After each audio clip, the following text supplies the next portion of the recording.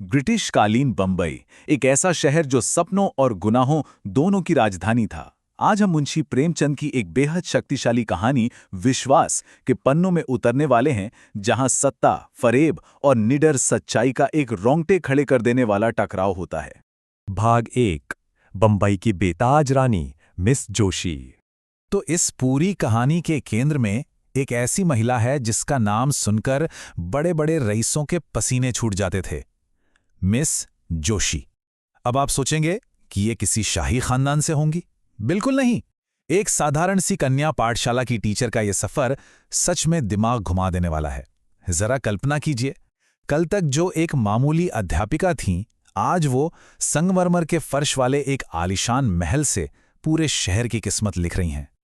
और उनकी ताकत, उसका तो क्या ही कहना। उस समय के ब्रिटिश गवर्नर मिस्टर जौहरी, वो भी उनके सामने कठपुतली थे।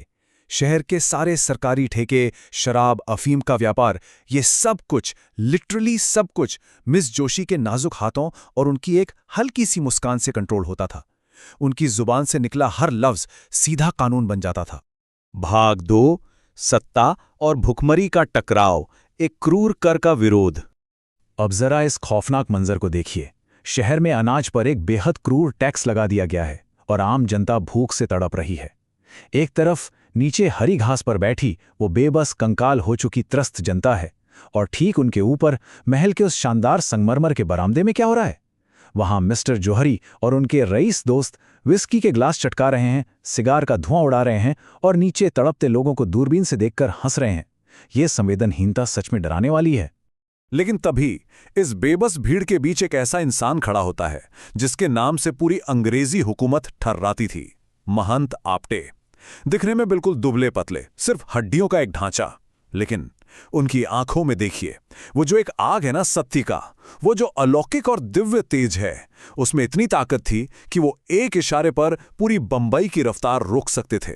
जब आप्टे जी की नज़र ऊपर उस बरामदे पर पड़ी जहां वो रईस गरीबों की मौत का तमाशा देख रहे थे, उनका गुस्सा फूट पड़ा। उनकी गूंजती हुई आवाज ने सीधा मिस जोशी पर वार किया। उन्होंने कहा, जहां हमारी माताएं और बहनें भूख से मर रही हैं, वहीं अध्यापिकाओं का वेश धारण करने वाली वेश्याएं नशे में चूर हैं। ये कोई आम बात नहीं थी, ये सीधा मिस जोशी के वजूद पर एक करारा तमाचा था। बस फिर क्या था? इन शब्दों ने बारूद का काम किया। मिनटों में पुलिस के डंडे चलने लगे, घोड़ों की टापें गूंज उठीं और आप्टे जी को तुरंत गिरफ्तार कर लिया गया। भीड़ बेकाबू होने ही वाली थी, लेकिन तभी आप्टे ने सिर्फ अपनी एक आवाज से सत्य और अहिंसा का वास्ता देकर उस उबलते हुए जनसैलाब को शांत कर दिया। उनका ये कंट्रोल, ये नैतिक प्रभाव सच में अचूक था। भाग 3, तपस्वी को गिराने की चाल, एक खौफनाक साजिश। अब बाहर जो भी हुआ हो, उस शांत महल के अंदर मिस जोशी के ईगो को गहरी चोट लगी थी, और फिर रची गई एक खौफनाक साजिश। मिस जोशी ने बड़ा ही शातिर प्लान बनाया। स्टेप 1, गवर्नर को बोलकर आप्टे की बिना शर्त रिहाई करवाना। स्टेप 2, अपनी खूबसूरती का जाल बिछाकर उस तपस्वी को अपने मोहपाश में बांधना। और फाइनली स्टेप 3, उनके खिलाफ ऐसे सबूत जुटाना जिससे जनता के नजरों में उनका चरित्र हमेशा के लिए खत्म हो जाए। यहां पर हमारे सामने एक बड़ा ही दिलचस्प मनोवैज्ञानिक सवाल आता है। क्या वो महिला जिसने अपनी एक अदा से बड़े बड़े हुक्मरानों को अपने पैरों पर झुका दिया है, क्या वो अपने इस रूप के जाल से सत्य के उस अडिग तपस्वी को हरा पाएगी? ये मुकाबला अब और भी रोमांचक होने वाला था। भाग 4, झोपड़ी में जासूसी, सच्चाई की खोज। अगली सुबह सूरज निकलते ही मिस जोशी एक बिल्कुल साधारण सी सूती साड़ी पहनकर सीधा उस मलिन बस्ती में पहुंच गईं। लेकिन जैसे ही वो उस झोपड़ी के दरवाजे पर पहुंची, उनके कदम ठिठक गए। अंदर का नज़ारा देखकर वो पूरी तरह सुन्न हो गईं। सोचिए, जिस इंसान के एक इशारे पर पूरी बंबई रुक सकती थी, वो एक लोहार के घर में रहता था। एक टूटी हुई चारपाई और एक साधारण सा लोहे का चूल्हा। इस परम सादगी ने, इस खुरदरी सच्चाई ने उनके उस महल वाले झूठे अहंकार को सीधे चुनौती दे दी। और फिर जो हुआ, उसकी उम्मीद तो मिस जोशी ने सपने में भी नहीं की थी। आप्टे जी ने कोई महान उपदेश नहीं दिया, बल्कि मिस जोशी के छल के सामने उन्होंने अपनी सबसे बड़ी कमजोरी, अपना सबसे गहरा सच खोलकर रख दिया। उन्होंने बिल्कुल शांत स्वर में कहा, मैं कोई देवता नहीं हूं, मैंने चोरी की है, मैं जेल की सजा काटा हुआ एक भगोड़ा मुजरिम हूं। ये बेबाक ईमानदारी मिस जोशी के सारे हथियारों को नाकाम कर रही थी। और इसी बीच एक बेहद भावुक करने वाला पल आता है। एक छोटा सा अनाथ बच्चा जिसे आप्टे जी ने कभी पनाह दी थी, वो एक लकड़ी का डंडा लेकर मिस जोशी के सामने तन कर खड़ा हो जाता है। उसे लगा ये औरत उसके दादा को पकड़वाने आई है। वो एक नन्हे योद्धा की तरह अपने रक्षक को बचाने के लिए तैयार था। ये पल भले ही छोटा हो, लेकिन इसमें उस निस्वार्थ प्रेम की अथाह ताकत साफ झलक रही थी। भाग 5 हृदय परिवर्तन, सच्चाई की जीत। मिस जोशी तो वहां उन्हें अपने जाल में फंसाने आई थीं, लेकिन हुआ बिल्कुल उल्टा। आप्टे की उस नंगी सच्चाई और उस छोटे से बच्चे के निस्वार्थ प्यार ने मिस जोशी के अहंकार के हर कवच को चकनाचूर कर दिया। सच्चाई के सीधे वार से उन्हें भयानक एहसास हुआ कि उनकी वो बेशुमार दौलत, वो ताकत, वो सब असल में सिर्फ एक सोने का पिंजरा है। और यहीं वो क्लाइमैक्स था जिसने इतिहास बदल दिया। बंबई की वो गिताज रानी जिसके इशारों पर सत्ता नाचती थी, वो उस गरीब लोहार की झोपड़ी में आप्टे जी के पैरों में गिर पड़ी।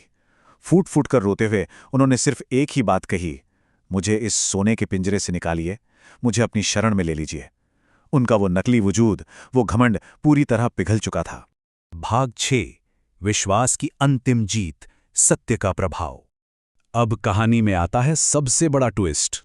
मिस जोशी ने गवर्नर जौहरी और शहर के तमाम रईसों को एक शानदार दावत पर बुलाया।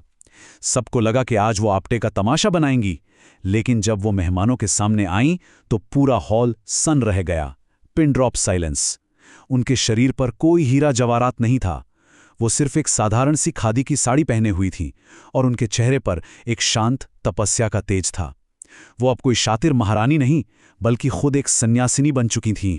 और मंच पे आके उन्होंने जो बोलना शुरू किया, मिस्टर जौहरी का तो मानो खून ही सूख गया। उनका चेहरा एकदम सफ़ेद पड़ गया। मिस जोशी ने सबके सामने उस पूरी क्रूर व्यवस्था की धज्जियां उड़ा दी, गवर्नर के अन्याय का, और सबसे बड़ी बात, अपने खुद के पापों का सरेआम पर्दाफाश कर दिया। उन्होंने भरे दरबार में यह ऐलान कर दिया कि उनका वो स्वार्थी घमंडी वजूद अब हमेशा के लिए खत्म हो चुका है। ये पल था एक महासंग्राम के नतीजे का।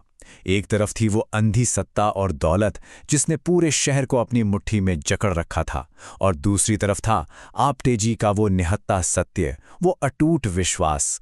और देखिए, इस बिना शोर वाली नैतिक ताकत ने भ्रष्टाचार के उस पूरे साम्राज्य को कैसे ताश के पत्तों की तरह मटियामेट कर दिया। जब आप्टे जी को दोबारा जेल में डाला गया तो मिस जोशी ने अपना वो आलीशान महल, वो रेशमी गाउन, वो बेशुमार दौलत, सब कुछ एक झटके में त्याग दिया। वो उसी जेल के बाहर, उसी धूल भरी जमीन पर धरने पर बैठ गईं। और जब गवर्नर ने उन्हें वापस बुलाया तो उनका जवाब बिल्कुल साफ था कि अब उनके पास वो दौलत है जो दुनिया के किसी भी गवर्नर के पास नहीं है, और वो दौलत है विश्वास। तो इस पूरी कथा के बाद एक बहुत गहरा सवाल हम सबके सामने आकर खड़ा हो जाता है। असल में ताकत है क्या? क्या वो दौलत और सत्ता असली ताकत है जो किसी शहर को डराकर खौफ में रखती है, या फिर वो निस्वार्थ सत्य और विश्वास जो बिना किसी हथियार के एक भटकती हुई आत्मा को हमेशा के लिए जीतकर बदल देता है? जवाब शायद आप भी जानते हैं। सत्य की इस ताकत का सच में कोई मुकाबला नहीं है।